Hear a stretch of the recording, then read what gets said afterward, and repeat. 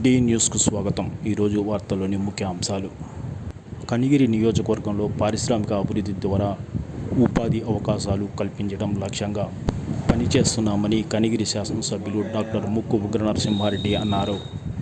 బుధవారం విలేకరుల సమావేశంలో ఆయన మాట్లాడుతూ, బీడు భూములు ఎందుకు పనికిరాని భూములను పారిశ్రామిక అభివృద్ధి కోసం కేటాయించడం ద్వారా బయోగ్యాస్ పరిశ్రమను ఏర్పాటు చేయడం జరుగుతుందని ఆయన అన్నారు.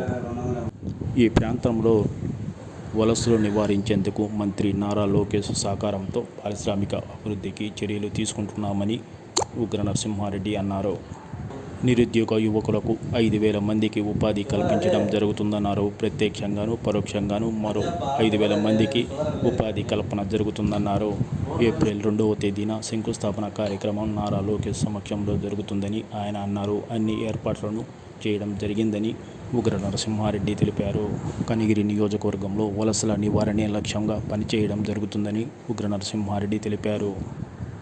ఈ కార్యక్రమంలో తెలుగుదేశం పార్టీ నాయకులు, వివిధ అధికారులు తదితరులు పాల్గొన్నారు.